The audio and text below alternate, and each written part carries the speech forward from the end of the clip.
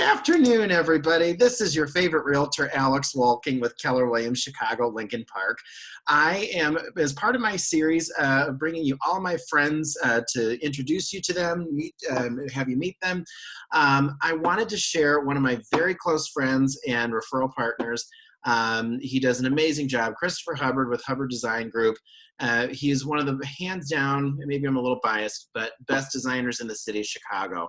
And it doesn't matter what lifestyle, what price point you're in, it does not matter. He has a solution for all of your design issues, problems that you may have. So he's very talented. I wanted to talk, as you are sitting at home quarantined, you're probably thinking to yourself, how can I maximize my space? Or maybe there's something you could do to change a space.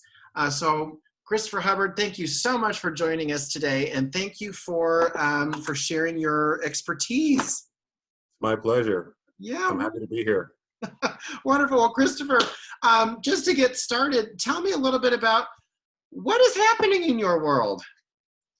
It's a mess. So much is going on, Alex. It's there's so much uncertainty and anxiety and stress in the world today, and I think everyone's feeling a little uneasy about a lot of different things, whether it's their home or their business or whatever it may be. But we're moving forward. We have a positive outlook, and so we're just going to keep plugging away. Yeah, wonderful. So, the first thing I want to talk about before we get into navigating this new world that we're in, a lot of people who are sitting at home and they're quarantined and they're really rethinking their spatial needs or their space in general. What are some things that people should take into consideration as they observe their space? What would be helpful for you to know as a designer? Well, I would recommend that you do your research, such as go through the magazines that you probably didn't have a chance to go through, or go online and look at some of the spaces on Pinterest or on any of the Instagram pages that you might follow, and just start saving some of these images and compiling a mood board, and getting your ideas together for when the time comes that you can start thinking about making some purchases and moving forward on things. This is a good time to start doing your research. Got it. Perfect. So really starting to get at least an idea or an aesthetic in mind of what you want your space to look like is what I'm hearing. Sure. So, right, what colors do you like? Do you want to repaint? Are you considering redoing your floors? And again, just, look for some of those keywords in your searches. And as I said, put those ideas in a folder that you can come back to and have them readily available. So when you're ready, you have everything you need. Got it. So when they're ready and they've compiled, they've gone online, they've put their Pinterest or Instagram boards, or they've gone and searched for inspiration, and they've decided that we're now 2 months into this, we're ready to start doing something. If we're going to be quarantined for 6 months, might as well make the best of it. So what happens next? Well, again, during your research, you want to make sure that you are looking for the right partners, whether it's an interior designer or someone that can redo your kitchen perhaps, or someone that can change some of the hardware that you might want to change in your house. So finding the right contractor, finding the right interior designer, finding the right people that you can draw down on when you're ready to pull the trigger. Gotcha. So really find your inspiration, but also start putting your team together while you're at home. Gotcha. Sure. So this is a great time to wander. And to get excited about your new aesthetic. Gotcha. So as people are starting to hash this out and they start to look for designers, what should people be looking for in an interior designer? Well, I like to say that, know your style. And when you're researching someone to work with, you want to go to their website, make sure that they have the same interest or the same look that you're aspiring to. Not everyone's a good fit. And there are more traditional designers, more eclectic designers, more modern designers that don't understand necessarily some of the more traditional things, or traditional designers don't understand modern things. So know what your end result should look like, and find the designer that can give you that end result. Very good. Very good. So where are some places for people to look for designers? Well, in your network, I'm sure that everyone knows an interior designer or everyone knows a realtor, and just start asking questions. Who have you worked with? Who have you used for this? I want to redo my, my draperies. Who have you worked with? I want a new sofa. I can't find what I'm looking for. Who did you use? So everyone has a network of resources. They just need to ask the ultimate question. Cool. Cool. Okay, great. So as people are starting this process and they're starting to reach out, what are some things people are starting to put into perspective? Budgeting. How does somebody budget for a project, and how does somebody budget for working with a designer? Well, for everyone, it's different, right? Everyone has different needs and different goals. Mhm. So I would, again, just think about what that number is in your head that you want to spend for perhaps your living room or your bedroom or your kitchen, which is probably the most expensive part of a remodel in your home. Kitchens can range anywhere from 35 to 75 to even over $100,000. So if your goal is to redo your, three major rooms, master, living, and kitchen, you may not, consider the kitchen at this point if you don't want to spend $100,000. Sure. So focus on what's important. The things that you use mostly is going to be your kitchen. It's going to be your living space and your master bedroom. So create a inline budget, right? Focus on the things that you want to do first, and then start paring down from there. Okay, maybe I just do the sofa now. Maybe I just do an area rug, and consider painting, right? That might Sure. help change a lot of your aesthetic in just one fell swoop, right? Yeah. So paint is a really big deal. I love painting, even in my own place. But again, just be thinking about some of the things that are important to you, and then start throwing a number at it. Gotcha. So, what are some pitfalls that you've seen people? What are some things that you've seen happen, or things that people should avoid when they start to think about redesigning their space? Biting off more than they can chew. Really, talk Um, more about that. yeah. So again, when we just talked about the budget, right? So we all have lofty goals and ideas for our home and what we want the end result to look like. And you may want to do all three pieces. You may want to redo just the living room, but again, knowing what some of the expectations are of the products that you're purchasing. I work with a lot of end users that see a lot of things online, and then they see them in person, and it doesn't quite meet their goals. It doesn't quite meet their expectations.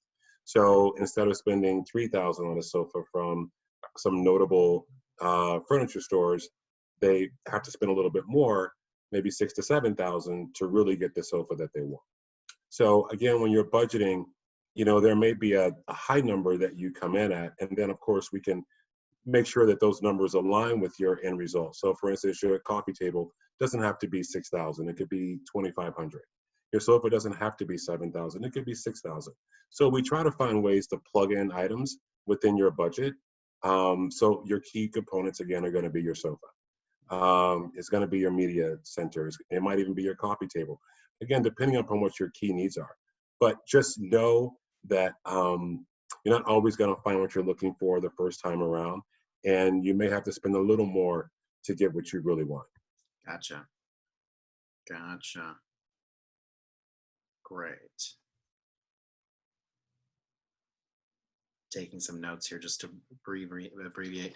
So tell me a little bit about, so while people are sitting at home, what are some things, just quick things that they can do on their own to help freshen up their space? You mentioned paint was something that was a quick thing. What else can people do while they're sitting at home? Well, you can rehang your photography. You can rehang your artwork. You can move those things around and give yourself a different vantage point. That's always an easy way to freshen up your home. You may want to move the sofa to the other wall. Um, so buy new pillows, add a throw to your sofa. So little things like that, objects can always give you a different perspective. Oh, very cool. Love that. So, Christopher, when so now that we are quarantined to our homes, um, how do you start the process? So, in your case, obviously, I would imagine you would go and meet with a client at their home, take measurements. How are you navigating that space now? We can't. Um, so, we're still getting phone calls. Again, I think people are planning, they're interviewing. This will pass. So we know that at some point we'll get back to our daily routine and we'll get back to our lives. Maybe not the way we thought it would look coming out of this, but eventually we will get there. So I think that, for me, we are working from a distance. We're not going to our clients' homes. Some projects are on hold and then some projects are moving forward, but it depends on where we are in the phase. Mm. So we're in the planning phase, so we're doing a lot of selections. We're not going to department stores. We're not going to the merchandise mart to look at products. So a lot of things that we're doing are online, and we're doing exactly what we're doing right now. We're conversing via video.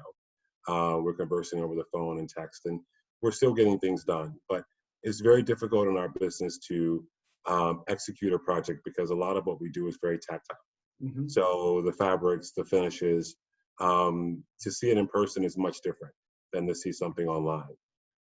So, that is a challenge. So we're having a lot of these items sent to our homes. We're having things sent to our clients. So we're still working, but we have to be smart and think about how we can do it efficiently without, of course, infecting anyone or ourselves. Got it. Got it. Love that. Well, is there anything else you would like to share that people should know about the interior design world? Yeah, it's there's a lot of misconceptions about interior design and what we do and how we do it. I think you started off by saying that, me specifically, try to find ways to make clients' budgets work and to try to find ways to solve problems without creating problems. Mm-hmm. So that in a nutshell is what we do. I can't really speak for most interior designers. But me specifically, we put our clients' needs and their vision first. Mm-hmm. So I always like to say that the project is not about me; it's always about my client. So whether it's from choosing a new sofa or a new area rug or making draperies or window treatments, it's always about the client. So we're here to facilitate the need and to make the vision come together. So we have a lot of resources. We know where to go, how to get things done. And I think, if you find the right partner in your journey of executing your vision, then it could be a very happy and rewarding experience. So again, know what your expectations are, level set them going into the process, and just understand that we're here to help. And that we're talented, we're good at what we do. And the advice that we give you is well thought through because we're educated individuals in our field. Fabulous. So make sure you're working with a true expert who understands what they're doing and has the resources to help support you in your vision as well. Absolutely. Yep. Absolutely. Perfect. Well, Christopher, thank you so much for your time today. I appreciate your help as always. You always make me look so good. So, my pleasure. If anyone is watching this video and would like to contact Christopher, his contact information will be in the video in the description below. Please be sure to like, comment, and share this with your friends, and we'll continue to bring these resources to you throughout this process. I hope these are helpful, and if you have any questions, let me know. Thank you for joining us today. Thank you. I enjoyed it. Thanks so much, Alex. Thank you, Christopher.